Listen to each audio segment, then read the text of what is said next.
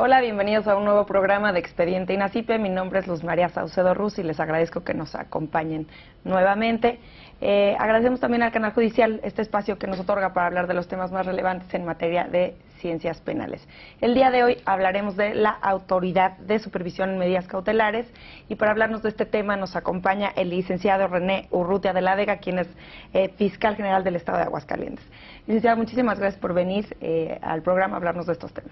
Al contrario, Luz María, muchísimas gracias a ti, es un gusto. Fiscal, si le parece bien, me gustaría que habláramos un poquito del cambio al sistema de justicia penal acusatorio en el Estado de Aguascalientes. Me gustaría que comenzáramos hablando de cómo impacta en la labor en ese entonces la Procuraduría General del Estado el cambio al sistema de justicia penal acusatorio.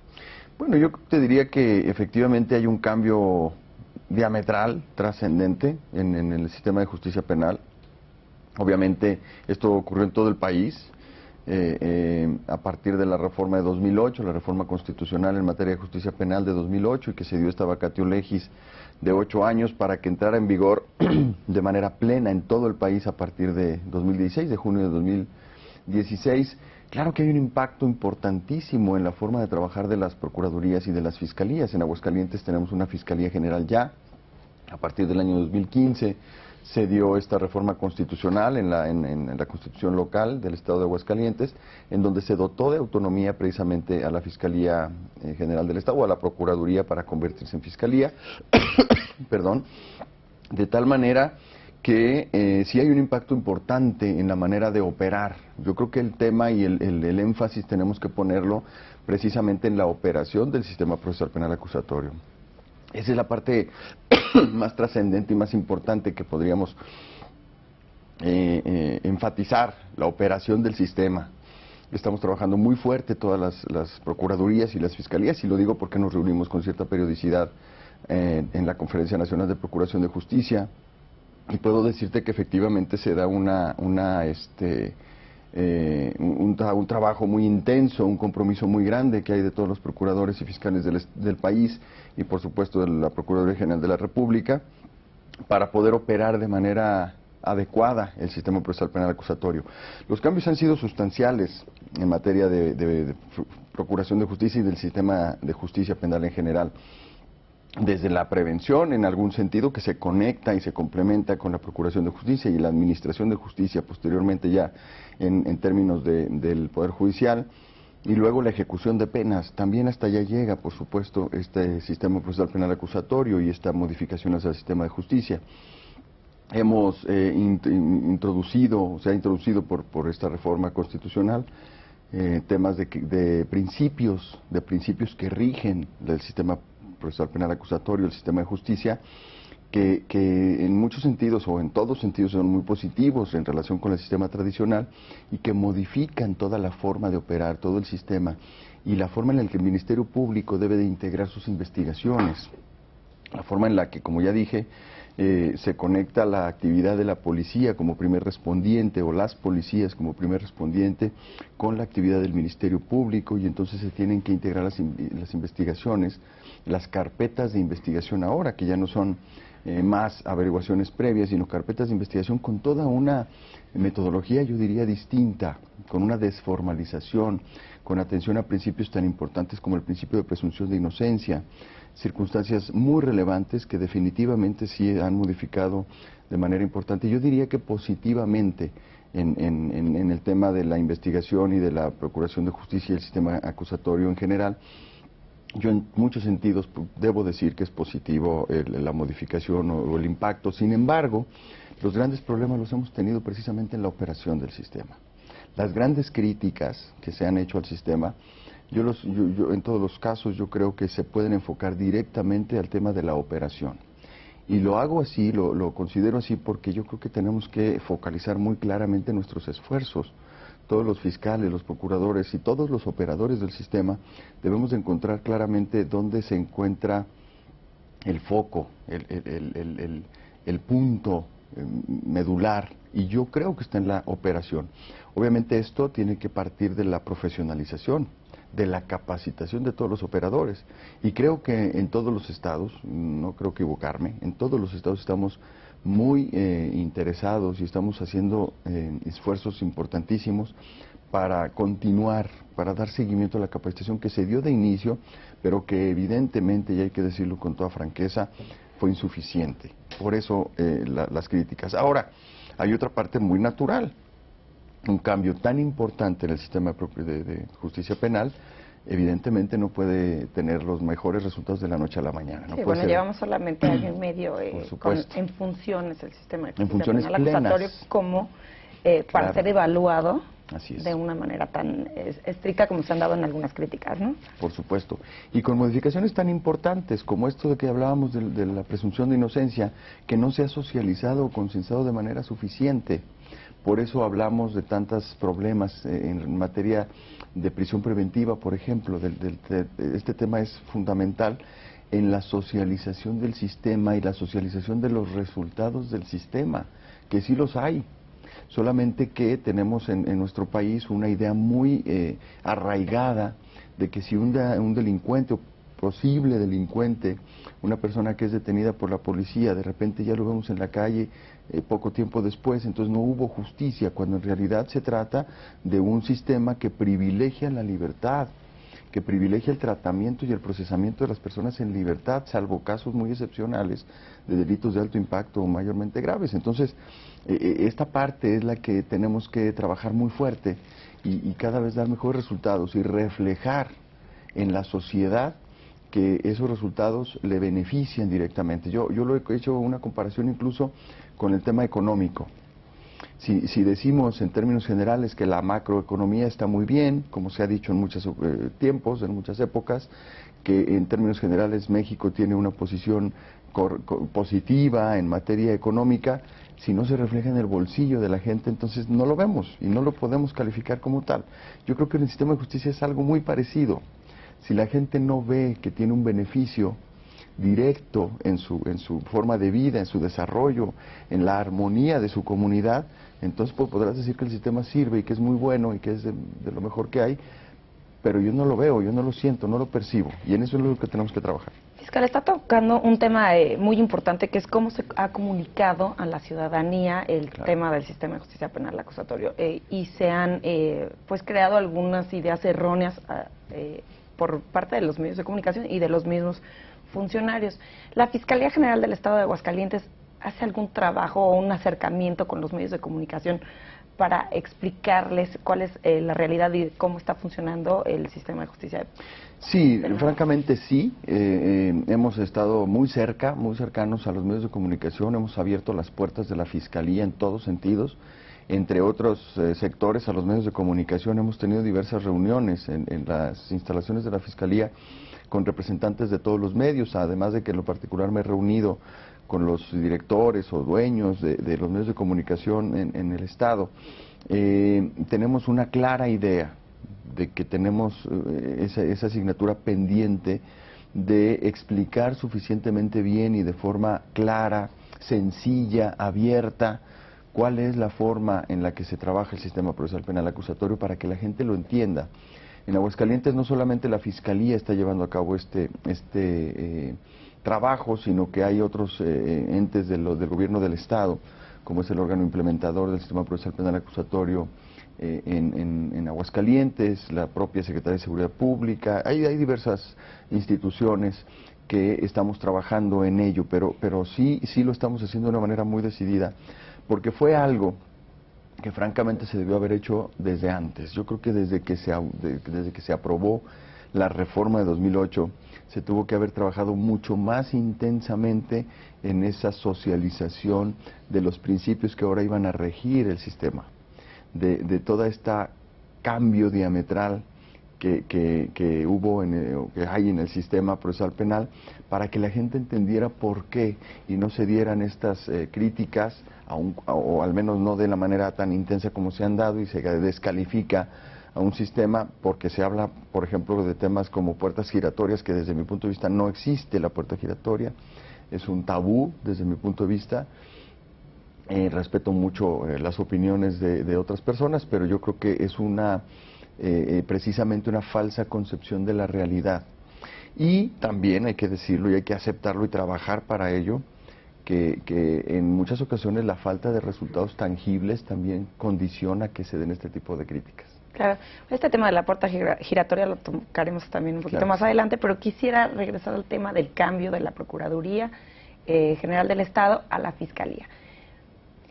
Va de la mano con el sistema de justicia penal acusatorio, pero sin embargo existen en la actualidad todavía un gran número de entidades federativas que están trabajando en el sistema de justicia penal acusatorio con una procuraduría y no con una fiscalía.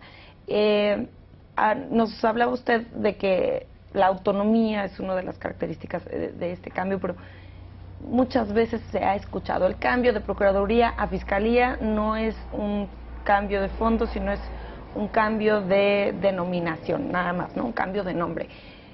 ¿Cuál ha sido la realidad en el caso de Aguascalientes? Bien, en Aguascalientes en 2015 se dio una reforma constitucional, se reformó el artículo 59 de la Constitución Política Local y se creó la Fiscalía General de Justicia, o la Fiscalía General del Estado, se elimina el término justicia, es Fiscalía General del Estado, dotándola de autonomía, se le da autonomía, personalidad jurídica y patrimonio propios, y se establecen una serie de normas, por ejemplo, para la designación del fiscal general, que es una de las partes sensibles que tienen que ver con esta autonomía de la que pretende dotarse a la institución. Es un proceso, yo digo que el tema de la autonomía no es un cambio constitucional por decreto y que de un día para otro ya en lugar de tener una procuraduría dependiente, integrada al gabinete de gobierno del Estado, ahora ya no lo es y entonces ya se dio con una reforma constitucional o de cualquier naturaleza y quiere decir que amanecemos un día después del anterior y resulta que ya tenemos la autonomía hecha en una institución como esta que desde hace mucho tiempo, cuando menos de 1917 para acá, que es de donde data nuestra Constitución, que por cierto está cumpliendo años, el día de ayer cumplió 101 años, de entonces para acá se ha venido trabajando de una misma manera y ahora de la noche a la mañana ya tenemos autonomía. Esto no es así, hay que entenderlo y hay que trabajar en ese proceso que debe de darse para que las procuradurías, con ese cambio de denominación o ese cambio conceptual, que en realidad es un cambio sustantivo en la ley, en la Constitución, obtengan verdaderamente una autonomía que les permita operar como se pretende. También este tema de la autonomía del Ministerio Público no es nuevo. Ahora se está transitando a las fiscalías generales, etcétera, pero es un cambio del que se habla durante hace muchos años, desde hace muchos años. Yo lo he dicho en estos términos, a ver si no me excedo, pero es un anhelo que la gente que nos hemos dedicado al Ministerio Público desde hace muchos años siempre hemos tenido, que el Ministerio Público tenga autonomía. Normalmente nos referimos a la autonomía técnica, que tiene que ver con la capacidad de investigar los delitos y de resolver sobre esas investigaciones de los delitos de manera plena, imparcial, sin intervención de administraciones o de otros poderes o de otras cuestiones que tienen que ver con la administración pública o la administración del Estado. Entonces, esto es lo que se pretende con estas modificaciones constitucionales, pero tenemos que hacer muchas otras cosas, no nada más amanecer con un decreto. Tenemos que trabajar en las propias fiscalías precisamente por fortalecer a la institución del Ministerio Público, que tiene una gran estructura, fortalecer institucionalmente esta parte del Ministerio Público para caminar decididamente en la construcción de esa autonomía que nos permita ser autónomos, no nada más técnicamente, de poder decidir libremente que cuándo hay un delito y cuándo no, cuándo hay una responsabilidad y cuándo no, sin intervención de otras cuestiones. Pero también tenemos que hablar de autonomía presupuestal, fundamental. Sin autonomía presupuestal difícilmente se puede dar el resto de la autonomía, de los temas de autonomía que se necesitan para el Ministerio Público. Tenemos que hablar de autonomía normativa. También la Fiscalía o las Fiscalías, el Ministerio Público debe de tener la capacidad de generar sus propias normas internas, que en la mayoría de los casos yo creo que es la autonomía que más avanzada está en nuestro país. Normalmente las procuradurías y las fiscalías tenemos esa capacidad. Lo que sí tenemos que trabajar es en que cada vez sea más autónoma esa posibilidad.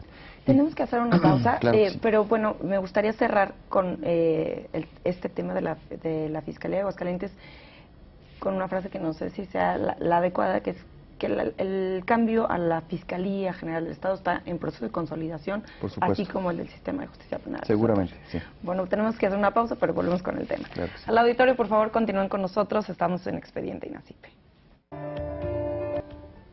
Gracias por continuar con nosotros en Expediente INACIPE. Les recuerdo que pueden estar en contacto con nosotros a través de las redes sociales del canal judicial que aparecerán en sus pantallas a lo largo del programa y también en nuestro Twitter que es @expediente_. Queremos saber sus comentarios y sugerencias acerca de nuestros programas, en especial el día de hoy que estamos hablando y hablaremos de la Autoridad de Supervisión de Medidas Cautelares. Fiscal, antes de irnos a la pausa estábamos cerrando el tema del cambio de la Procuraduría General del Estado a una Fiscalía General Autónoma, ¿no? Yo decía, ¿qué quiere decir que sea la Fiscalía Autónoma? Una pregunta es muy importante de hacer es, si son autónomos, ¿a quién le rinde cuentas la Fiscalía o el fiscal, los agentes del Ministerio Público? Bueno, yo tengo que contestar de una manera muy clara en el sentido de decir que precisamente el darle autonomía a una institución, en Aguascalientes se denomina órgano constitucional autónomo, implica directamente el que se tenga que responder a la sociedad. Yo quiero apuntar dos cosas que para mí son muy, muy importantes en este tema de la adquisición o de la construcción de la autonomía para el Ministerio Público. Uno, que no significa divorcio y que no significa separación total y no te quiero volver a ver con gobierno del Estado. Ni con ninguno de los demás poderes del Estado, y mucho menos el judicial, y por supuesto tampoco el poder legislativo, y las demás instituciones y a otros organismos autónomos. No significa divorcio, la autonomía no es independencia, porque es más bien interdependencia. La autonomía no significa que yo ya no puedo acordar con el gobernador del Estado, o con el presidente del tribunal, o con los diputados. No significa de ninguna manera esto, significa, yo diría, más que nunca, complementación, coordinación, vinculación de acciones, de esfuerzos, de estrategias, más que nunca, ¿de acuerdo?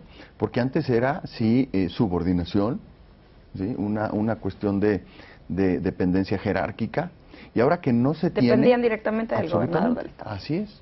Y ahora que no se tiene, lo que tenemos que buscar es los mejores canales de comunicación y de coordinación para que las cosas funcionen como un sistema, si no, entonces no hay sistema. Y la otra idea que yo tengo muy, muy clara de qué se tiene que hacer para construir la verdadera autonomía, en esto que tú acabas de preguntar de a quién le responde entonces. Ya no le responde al gobernador ni a ninguno de los otros poderes en relación de subordinación.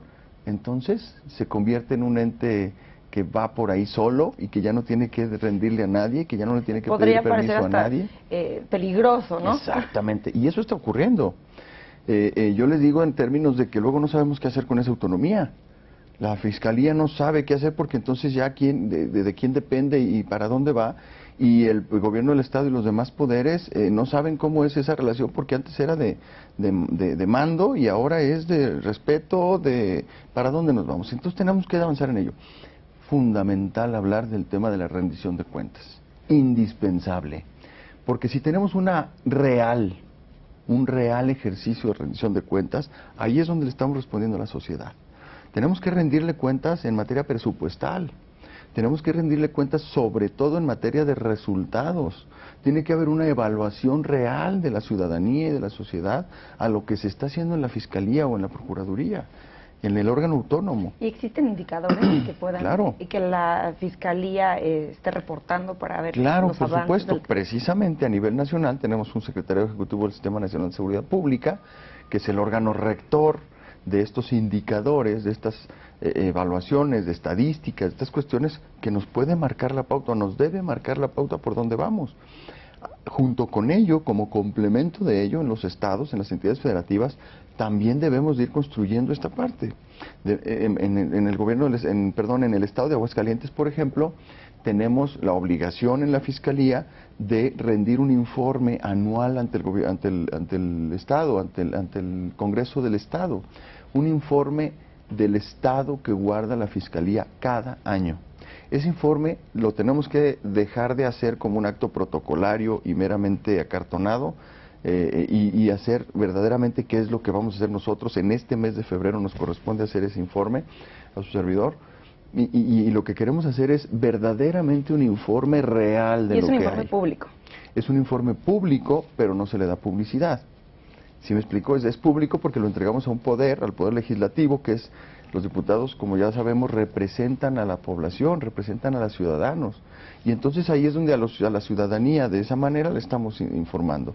Sin embargo, muchas veces ese informe se queda ahí, en un archivo, como se publique o como se le dé el formato, pero no se conoce por la ciudadanía. Nuestro compromiso ahora es que se conozca integralmente por parte de la ciudadanía, y que sepan realmente qué estamos haciendo, qué nos falta por hacer, qué hicimos bien y qué a lo mejor tuvimos ahí áreas de oportunidad para mejorar o para corregir, y que a partir de eso se rindan cuentas reales a la ciudadanía, y eso seguramente nos va a llevar a una autonomía efectiva. Quisiera que nos platicara de forma general cómo ha funcionado a un año, 9 meses más o menos, que está en vigor el sistema de justicia penal acusatorio en Aguascalientes. ¿Cómo podría evaluar de manera general su funcionamiento? ¿Funciona o no está funcionando? Está funcionando mucho mejor que al principio, estamos avanzando. Yo te lo plantearía en términos de que sí está avanzando, de que estamos mejorando mucho. Lo voy a decir con toda responsabilidad. Estamos mejorando mucho, falta mucho también.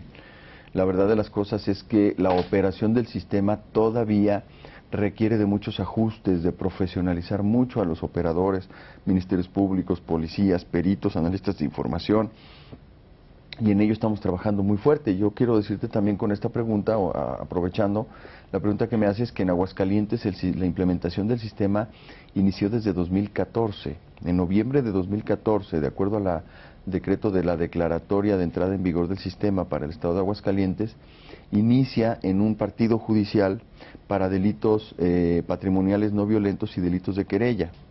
En mayo de 2015 inicia en otro partido judicial, haciendo la aclaración que para el primero en donde inició era para todos los delitos, y en el que seguía, en el quinto partido judicial, en Jesús María, en el municipio de Jesús María, entraría ahora para los delitos de querella y los delitos no violentos. Y en 2016 entra en vigor de manera plena en todo el estado. Entonces, ha habido esta gradualidad en la implementación del sistema que ha permitido ir aprendiendo y mejorando cada vez más la forma de operación del sistema. Con muchas dificultades, como las hemos tenido, creo yo, todos, unos de una forma y otros de otra en el país, pero está avanzando, sí ha tenido resultados. Este año 2017 particularmente tuvimos un avance muy importante respecto del anterior, de 2016, que a partir de junio es cuando empieza ya la entrada plena en vigor del sistema, la implementación, y tuvimos avances importantísimos en materia de resultados. Aumentamos en todos los casos más de un 100% las vinculaciones a proceso, las judicializaciones con imputado detenido y con prisión preventiva, las judicializaciones en sí mismas, sin detenido, esas aumentaron más de un 200%. Entonces estamos avanzando y nos falta mucho todavía, pero tenemos ahora mismo un proyecto de implementación del sistema con una asesoría externa, que es la misma que está utilizando la PGR, por ejemplo, que nos va a dar un empuje, perdón por decirlo en estos términos, pero un empujón muy grande para poder consolidar el andamiaje que se requiere, la estructura básica que se requiere para que se soporte perfectamente bien la operación del sistema, y que todos los operadores tengamos claridad en los lineamientos, en los procesos, en la metodología, que eso es lo que ha estado haciendo falta, y en eso estamos trabajando ya ahora mismo para que haya mejoría importante. Fiscal, ya hemos mencionado algunos de los problemas que se han detectado con el sistema de justicia penal. Habrá varios engranes que ajustar, claro, en los siguientes periodos. Pero me gustaría que habláramos de un punto específico que nos va a llevar al tema central del programa, que son las unidades cautelares. ¿Cómo han funcionado las unidades de medidas cautelares en el estado de Aguascalientes? ¿De quién dependen en el estado de Aguascalientes? Bien, en Aguascalientes la unidad de medidas cautelares de supervisión de medidas cautelares y de la suspensión condicional de proceso se encuentra encuadrada dentro de la Secretaría de Seguridad Pública del Estado y particularmente en la Dirección de Readaptación Social. Ahí es donde se ubicó orgánicamente esta unidad y ahí es donde está trabajando. Yo creo que ha sido un tema es un tema muy importante y ha sido un tema muy complejo para todos los estados, para todas las entidades federativas, el de las unidades de medidas cautelares. Es una autoridad prevista por el Código Nacional de Procedimientos Penales en un capítulo específico que reviste una particular importancia en su operación. Es fundamental para el adecuado funcionamiento del sistema procesal penal acusatorio. Es una autoridad encargada fundamentalmente de dos cosas. Primero, de evaluar los riesgos para orientar al Ministerio Público de qué medidas puede solicitar y luego a la autoridad jurisdiccional de qué medidas puede imponer a partir de la solicitud que se hace. Que existen varias, ¿no? Que son distintas a la prisión preventiva. Existen varias enunciadas en el Código Nacional de Procedimientos Penales, pero además se pueden imponer cualquiera otra.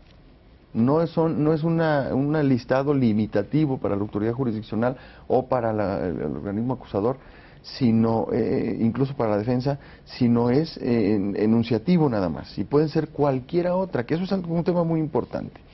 Tendríamos que revisar, y para eso sirven estas unidades de medidas cautelares, para hacer una evaluación, un estudio previo de la personalidad del imputado, de las circunstancias de cómo se cometió el delito, de todo lo que está alrededor de un acontecimiento relevante desde el punto de vista penal, para saber qué medida cautelar se requiere para poder garantizar esos fines del proceso, que eso es algo fundamental en este sistema de justicia. Entonces, imaginemos la relevancia y la trascendencia que tienen estos operadores del sistema, estos otros operadores del sistema, y entonces tengamos la claridad de decir qué requieren para poder hacerlo bien. Esa es una primera parte de la unidad de medidas cautelares fundamental. Si me permite hacer una pausa antes de que avancemos más. Si la unidad la autoridad de supervisión de medidas cautelares ayuda a orientar al Ministerio Público y después para que se le pueda presentar al juez, ¿qué hace una unidad de medidas cautelares en la Secretaría de Seguridad Pública del Estado? Bueno. O sea, justo con los órganos con los que se relaciona son órganos que no tienen que ver nada directamente con la Secretaría de Seguridad Pública. Sí, de alguna manera sí, están dentro del sistema de seguridad pública y justicia penal, están dentro del área, por decirlo de alguna manera, pero yo creo que sí sería muy conveniente estar evaluando esto, que lo estamos haciendo un seguimiento, dando un seguimiento a la actividad que se realiza, a los resultados que se tienen y haciendo una evaluación permanente y constante. Yo creo que no es ningún problema que esta evaluación nos pudiera llevar a alguna modificación orgánica, estructural, etcétera, pero para dar cada vez mejores físicamente la unidad resultados. ¿Se encuentra en dónde? Físicamente el recinto en el que trabajan las personas, los operadores, los supervisores incluso de esta unidad, están en el área de readaptación social de la Dirección General de Readaptación Social de la Secretaría de Seguridad Pública del Estado. Entonces sí sería muy útil que estuvieran cerca de las fiscalías o de las agencias del Ministerio Público, ¿no? Sí, por supuesto, es algo de lo que estamos también trabajando y evaluando para ver la mejor manera de operar, que constantemente se tiene esta evaluación, que además afortunadamente en Aguascalientes tenemos una comunicación muy estrecha, muy clara, muy franca con la Secretaría de Seguridad Pública del Estado y con el gobierno del Estado mismo. Entonces existe toda esta posibilidad de ir evaluando y de en su momento proponer algo distinto, alguna modificación sustancial o no, estructural, operativa incluso. Sobre todo para dar agilidad al proceso, ¿no? Tienen que estar cerca. Claro. Y esto, bueno, nos lleva a las unidades de atención temprana que se encuentran dentro de las fiscalías. Quisiera que me platicara de un poco de cómo funciona, si pudiéramos ir hablando del proceso dentro de las unidades de medidas cautelares. Claro que sí. La otra gran parte, para poder explicarte esta forma del funcionamiento, la otra parte que tienen como responsabilidad las unidades de medidas cautelares, que hemos llamado UMECAS en la mayor parte del país, es precisamente la supervisión de las medidas cautelares y de la suspensión condicional del proceso. Dos cuestiones distintas. Las medidas cautelares son aquellas que impone la autoridad jurisdiccional a petición del órgano acusador e incluso podría ser en algunos casos a petición de la propia defensa, distintas a la prisión preventiva, efectivamente, porque si hay prisión preventiva, pues ahí no hay nada que supervisar, ahí la supervisión es por medio de el sistema penitenciario, por medio de custodios, etcétera. Pero las medidas cautelares distintas a la prisión preventiva requieren una supervisión de su cumplimiento. Ahí está el meollo. Las personas que hablan de puerta giratoria se les olvida que se privilegia presunción de inocencia. Así es, el principio de presunción de inocencia y la libertad de las personas. Y entonces que se imponen medidas cautelares, y lo importante aquí es que esas medidas cautelares sean eficaces. Esas medidas cautelares pretenden garantizar que el proceso continúe, que el imputado acuda al proceso regularmente todas las veces que sea citado a las audiencias y a todos los requerimientos que se hagan por parte de la autoridad jurisdiccional, y por supuesto proteger a la víctima y a los testigos que en su caso pudieran intervenir en el desarrollo del procedimiento penal. Esas medidas cautelares, la UMECA, las unidades de supervisión de medidas cautelares, supervisan, valga la redundancia, que se dé cumplimiento a ellas. Por ejemplo, una de las más comunes, acudir a firmar periódicamente ante el Ministerio Público, ante la autoridad jurisdiccional, ante una autoridad administrativa de seguridad pública. La UMECA tiene que revisar que ese imputado realmente esté cumpliendo de manera estricta con la imposición que hizo la autoridad jurisdiccional, porque si no, si incumple, tiene que avisar inmediatamente a las partes y estas a su vez solicitar una audiencia de revisión de medidas cautelares en donde pueden modificarse para ser más severas y cumplir los fines del proceso, o incluso puede llegar a la prisión preventiva. Que sigue siendo una medida cautelar. Esto es. Quiere decir que, por ejemplo, lo que se ha escuchado del sistema, de que así como entran, salen. La gente que sale, ¿no? Que se lea un imputado que entra a un proceso y sale, se encuentra bajo una medida cautelar. Normalmente sí, así debe de acontecer, a reserva o a menos que no haya habido una detención en flagrancia, a menos que la autoridad ministerial, que el Ministerio Público decida o determine con base en un estudio o en una investigación que debe haber realizado y que debe hacer de manera profesional, no formular una imputación. Pero en la mayoría de los casos, en la gran mayoría de los casos, diría yo, cuando menos en la experiencia que nosotros tenemos, esas personas que son detenidas por un delito que no amerita prisión preventiva y que no se tiene las circunstancias personales para solicitar ante la autoridad jurisdiccional que de todos modos se aplique la prisión preventiva porque es necesario para ese imputado. Hay imputados que cometen delitos menores, pero que por ejemplo ya tienen antecedentes penales por delitos de la misma naturaleza, o que representan una peligrosidad importante para las víctimas, para los testigos o para la sociedad misma, y ahí entonces el Ministerio Público puede solicitar la prisión preventiva justificada. Cuando no se dan estas circunstancias, el Ministerio Público va a dejar en libertad a la persona, va a privilegiar esa parte, pero inmediatamente va a formular una imputación, va a llamarle a una audiencia ante la autoridad jurisdiccional para que en esa audiencia se le formule imputación por la comisión o la posible comisión de un hecho considerado en la ley como delito, y le va a solicitar la imposición precisamente de estas medidas cautelares. Entonces, el que una persona salga con cierta rapidez, vamos a decirlo así, después de que es detenido, obedece a todas estas circunstancias, y no solamente a que cuando los detienen los policías en el Ministerio Público simplemente le decimos no hay nada, los dejamos ir y ya no se hizo nada. Todo lo contrario, nosotros en Aguascalientes nos hemos comprometido con todos los demás operadores del sistema, pero particularmente con las policías municipales y estatal, a dar explicación de cada uno de los detenidos que nos ponen a disposición y decir, ante la duda o ante la incertidumbre o la falta de conocimiento, qué ocurrió con ese imputado, qué ocurrió con ese detenido que se nos puso a disposición, por qué otra vez está en la calle. Y entonces ahí es donde tenemos la oportunidad de explicar de manera muy amplia y muy clara si hubo un error o una deficiencia en la operación de la policía, y entonces no podemos subsanarla. Y entonces ahí tenemos que trabajar de una manera distinta. Si pasa esto que ya he tratado de explicar, de que el delito por el cual se le detuvo no amerita prisión preventiva y no tenemos ningún elemento que sustente una prisión preventiva justificada, pero que además tenemos que formular imputación a la mayor brevedad. Y entonces explicamos todo esto para que cada vez vayamos todos entendiendo mejor el sistema y no nos vayamos desmotivando. Eso es lo que les pasa a las policías. Y este es otro de los puntos del sistema de justicia penal acusatorio, es que es más transparente, ¿no? Absolutamente. Para la ciudadanía. Fiscal, tenemos que hacer nuevamente una pausa, pero regresamos con el tema. Al auditorio, por favor, continúen con nosotros. Estamos en Expediente INACIPE. Gracias por continuar con nosotros en Expediente INACIPE. Les recuerdo nuevamente que pueden estar en contacto con nosotros a través de nuestro Twitter, que es @expediente_. Los invito a seguirnos y darnos sus comentarios y sugerencias acerca de nuestros programas. El día de hoy estamos hablando de la Autoridad de Supervisión de Medidas Cautelares y nos acompaña el Fiscal General del Estado de Aguascalientes. Fiscal, antes de irnos a la pausa hablábamos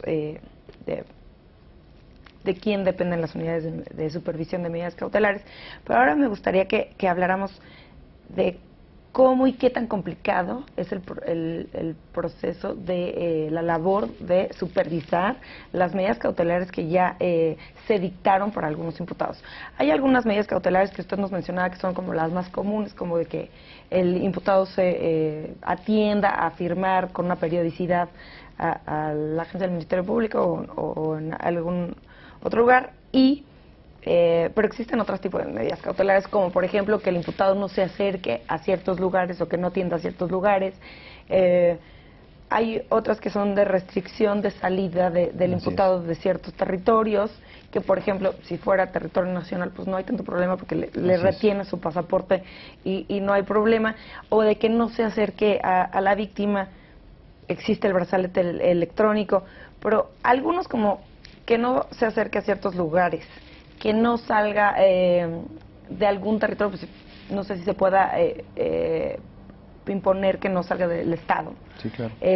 ¿Cómo lo pueden supervisar? O sea, el que vaya y que firme el brazalete electrónico, pues da mayor facilidad de supervisión. Pero ¿cómo supervisar estas otras medidas cautelares? Es toda una labor operativa en todos sentidos de los supervisores de medidas cautelares y de suspensión condicional del proceso, que es otro tema, pero que tiene mucho que ver y prácticamente se relacionan o tienen mucha similitud con las medidas cautelares cuando ya se otorga una suspensión condicional del proceso a un imputado.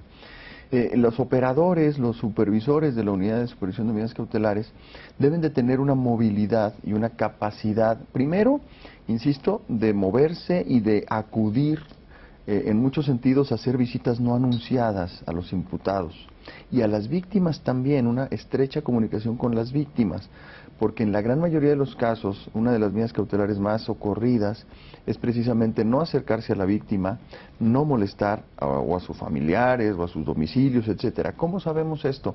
Pues acudiendo con las víctimas y sabiendo si se han acercado los imputados, si les han llamado, si los han visto cerca, si todas estas circunstancias que puedan dar nota o algún dato de prueba de que se incumple con esta medida cautelar. Estas visitas no anunciadas también son muy importantes, porque entonces si la medida cautelar tiene que ver con una restricción de deambulación, de tránsito, que se circunscriba a un determinado espacio, a un determinado municipio, estado o al país, entonces es importante que esta visita se realice con cierta periodicidad y así como su nombre lo indica, sin anunciarla, para saber si el imputado está cumpliendo con esa medida cautelar. Hay otro tipo de medidas muy importantes que se dan en muchos de los casos, por ejemplo, de delitos contra la salud, que a nosotros en los estados nos corresponde el tema de narcomenudeo, en donde la unidad de medidas cautelares debe supervisar la medida relativa a la deshabituación o al tratamiento de deshabituación o a la prohibición de seguir consumiendo sustancias prohibidas. Y entonces ahí se tiene que hacer una visita, se tiene que llamar al imputado para hacerle un estudio toxicológico, para solicitarle una muestra biológica que permita llevar a cabo un estudio toxicológico. Y ahí se detectan en muchos de los casos el incumplimiento de la medida cautelar, porque aparecen positivo en un estudio toxicológico, médico toxicológico, entonces, o químico. Todo esto es lo que tiene que hacer la unidad de supervisión de medidas cautelares y de suspensión condicional del proceso, entre muchas otras cosas. Esto quiere decir que no solo requieren de una gran cantidad o capacidad de personal, operativa, sino también requieren recursos, ¿no? Necesitas tener gente que vaya y que supervise, y necesitas tener vehículos, y necesitas tener viáticos. Sí, se necesita una gran cantidad de recursos. Primero, ¿se tiene alguna partida, algún Sí. recurso asignado directamente, no al sistema de justicia penal acusatorio, sino directamente a las unidades de supervisión de medidas cautelares y suspensión condicional del proceso, y si es suficiente, ¿no? Esto va de la mano con la pregunta de, en Aguascalientes, ¿cuántos funcionarios están laborando en la unidad de medidas cautelares? Sí hay una partida, sí hay un presupuesto para esta unidad. Una vez que se creó, se asignó un presupuesto que sí ha venido siendo suficiente, y lo voy a decir así con ciertas reservas. ¿Por qué? No porque no lo sea, sino porque cada vez hay más necesidad, cada vez va creciendo. Yo decía hace un momento que en 2017 crecimos mucho en resultados, en judicializaciones, en vinculaciones a proceso, y eso necesariamente hace que aumente casi en la misma proporción el número de medidas cautelares que se tienen que supervisar. En cada proceso podría haber más de un imputado, por ejemplo, y entonces hay que supervisar la medida cautelar impuesta a cada uno de ellos. Tenemos que revisar que esto siga siendo suficiente, no nada más que lo sea en el momento, sino que siga siendo, y que se siga dotando a la unidad de los recursos necesarios para ello. Hay muchas otras formas de supervisar las medidas cautelares que tienen que ver, por ejemplo, con el acceso a sistemas, ¿sí? Con el acceso a bases de datos. Eso es muy importante para la unidad de medidas cautelares. Tener la posibilidad de consultar en diversas bases de datos, locales y nacionales incluso, para saber si el imputado no ha sido imputado otra vez en otro proceso, en otro estado, por ejemplo, o en un proceso federal, o si no ha realizado alguna actividad que le esté vedada por una imposición de medida cautelar. Entonces, esa es otra de las cuestiones. Si entre las entidades federativas comparten información acerca de la implementación, claro, o el uso de las medidas cautelares, ¿no? Uno de los imposiciones del Código Nacional de Procedimientos Penales en este tema de medidas cautelares es precisamente tener un registro de todas las medidas cautelares, y obviamente nacional, y de los imputados, que haya interrelación de esto. Si no se tiene, no vamos a avanzar. Es como el registro que tiene que haber y que se está trabajando muy intensamente en la Conferencia Nacional de Procuración de Justicia, y en este órgano es concentrado que hay para mecanismos alternativos de solución de controversias en materia penal de los acuerdos reparatorios, de toda esta base nacional en donde tenemos que registrar a todos los imputados que ya han celebrado un acuerdo reparatorio a la aplicación de un mecanismo alternativo. ¿Por qué? Porque entonces podemos ir de un estado al otro incumpliendo con la norma nacional ya del sistema procesal penal acusatorio, y como no hay comunicación y como no hay una sola base de datos, entonces se nos está perdiendo una gran oportunidad ahí. Y lo mismo ocurre con las medidas cautelares, exactamente lo mismo. Entonces tiene que haber toda esa capacidad. Se está trabajando en ello, falta, pero se está trabajando en ello. Y no quiero dejar de contestar la pregunta que me haces, que me hiciste anteriormente, de cuántas personas. En Aguascalientes la unidad de medidas cautelares está integrada por 14 funcionarios. Son los que hasta este momento, así empezó y hasta este momento así operan, 14 funcionarios que llevan a cabo todas estas actividades. Creo que es un número para Aguascalientes, que es un estado relativamente pequeño, son 11 municipios, el 70 o un poco más del 70% de la población total del estado está en la capital, en el municipio de Aguascalientes. Entonces, la dificultad operativa en esos términos no es tan grande como en otros estados que tienen una complejidad territorial y en materia de un número de municipios mucho más amplia. Pero sí tenemos que estar muy atentos a que este número de operadores y los recursos con los que cuenten siga siendo suficiente, porque cada vez va aumentando esto. ¿Cuál es el perfil de la autoridad de supervisión de medidas cautelares? La unidad de supervisión de medidas cautelares y de suspensión condicional de proceso requiere perfiles multidisciplinarios, definitivamente. Por ejemplo, por lo que ya decía yo de estas medidas que tienen que ver con estudios toxicológicos, con la atención a víctimas, porque sí te tiene que tener un contacto muy estrecho con las víctimas. Entonces, es multidisciplinario. En Aguascalientes tenemos abogados, trabajadoras sociales, psicólogos, criminólogos, entre otras profesiones que integran esta unidad de supervisión de medidas cautelares. Entonces, definitivamente creo que lo que más funciona o lo que mejor funciona para que se dé un buen resultado en este órgano tan importante para la operación del sistema acusatorio es que sea multidisciplinario, y creo que de alguna manera se logra en Aguascalientes. ¿Tendremos algunas cifras de cuántas aproximadamente medidas cautelares se han dictado en lo que lleva el sistema de justicia penal acusatorio o en lo que lleva el funcionamiento de la UMECA? En este año 2017, o el año que pasó, 2017, que es el que tenemos ya contabilizado, a ver si no soy inexacto con las cifras, pero se han dictado alrededor de 400 medidas cautelares a los imputados que se han vinculado a proceso dentro el sistema acusatorio en el Estado, aproximadamente, y en términos así redondos, más o menos en esos términos. Yo te quisiera decir que, por ejemplo, que es un tema de evaluación y de medición muy importante para la Autoridad de Supervisión de Medidas Cautelares, cuál es el número de incumplimientos, ¿no? Que normalmente es algo que tenemos un seguimiento muy claro, porque también en ello se mide la efectividad de la autoridad que supervisa. Claro, ¿qué porcentaje es cumplido? En Aguascalientes tenemos un porcentaje de un poquito más del 23% que no cumplen.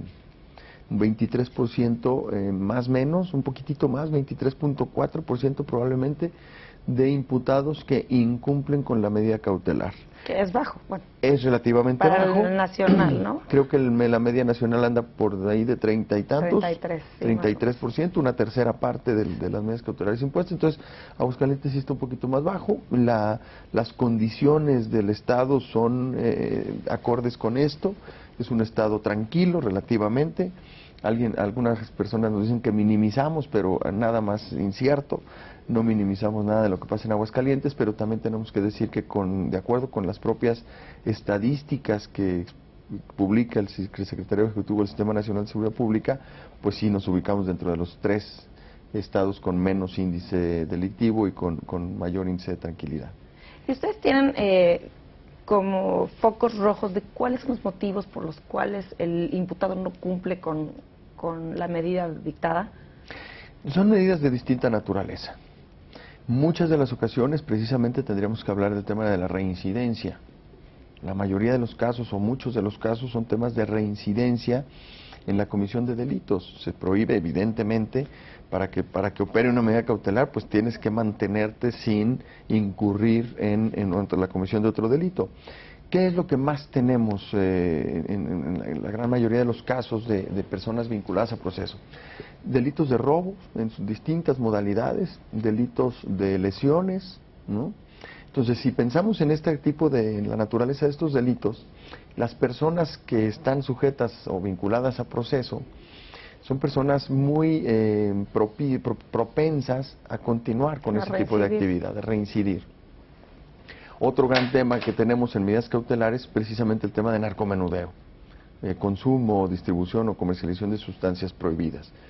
Y lamentablemente pues es un tema de medidas cautelares que tienen que ver con el no consumo o el tratamiento de deshabituación, y entonces los imputados no acuden al tratamiento o incurren en el consumo nuevamente, que es algo muy complejo y muy difícil también en lo personal para ellos de cumplir o de mantenerse en esa situación. Entonces, creo que son las causas que mayormente condicionan el incumplimiento de las medidas cautelares. ¿Qué capacitación se tuvo que dar a los agentes del Ministerio Público de Aguascalientes para poder echar mano de esta herramienta que se puede decir, ¿no? Que son las medidas cautelares? Bueno, formó parte y sigue formando parte porque nos falta mucha capacitación, hay que decirlo con toda franqueza y con toda apertura. Nos falta un buen tramo de capacitación y de profesionalización en materia de la operación del sistema. Vuelvo a insistir y lo tengo que decir siempre que hablo de esto, hemos avanzado y seguimos avanzando, y eso es lo importante, no dejar de avanzar y hacerlo cada vez a ritmos más claros y sostenidos para poder brindar un buen resultado a la ciudadanía. Capacitación en general en el conocimiento del sistema, en el conocimiento de las normas que rigen el procedimiento penal y los principios que rigen el sistema, para poder entonces implementar de manera adecuada, saber cómo solicitar y qué solicitar a la autoridad jurisdiccional para cumplir con esos objetivos del procedimiento penal, que es que el imputado se mantenga acudiendo a las audiencias, que llegue hasta su etapa final, ya sea que llegue a un juicio oral o que haya una salida anticipada o alterna en el ínter del procedimiento penal. Entonces la capacitación es integral para poder operar adecuadamente la imposición o la solicitud de la imposición de las medidas cautelares. necesitamos como ministerios públicos conocer íntegramente el proceso penal acusatorio, todas las etapas que lleva. La parte más importante, creo yo, y no más importante porque las otras no lo sean, sino porque ahí está quizá el 90% de nuestra carga de trabajo, de nuestro volumen de trabajo en las fiscalías, es precisamente la etapa de investigación, su fase inicial y en su fase complementaria, hasta antes de la audiencia intermedia. La gran mayoría de los asuntos, de las investigaciones que tiene un fiscal, un ministerio público, debe de resolverse en esta etapa. La gran mayoría de los asuntos. Es decir, y por definición, y lo hemos hablado muchísimas veces en todos lados, los asuntos que lleguen a juicio oral, es decir, etapa intermedia, que es la preparación del juicio oral, deben de ser contados y los más graves. Quiere decir entonces que en la etapa de investigación, en estas dos fases, ahí se tiene que resolver todo. Desde un mecanismo alternativo o antes, una aplicación de la facultad de abstenerse a investigar, un criterio de oportunidad, el mecanismo alternativo de solución de conflictos, o ya en las siguientes etapas una suspensión condicional del proceso, un procedimiento abreviado. En esta etapa del procedimiento es donde se tiene que resolver, y ahí es donde intervienen las medidas cautelares, de manera muy importante.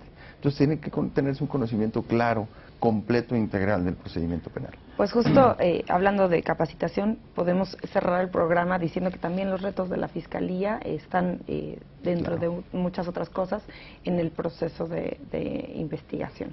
Absolutamente. Señor fiscal, nuestro tiempo se terminó, pero le agradezco muchísimo que haya venido. Yo soy el más programa. agradecido, Luz María. Al auditorio les agradezco mucho que nos hayan acompañado el día de hoy y los invito a que nos acompañen la próxima semana en un nuevo programa de Expediente INASIPE.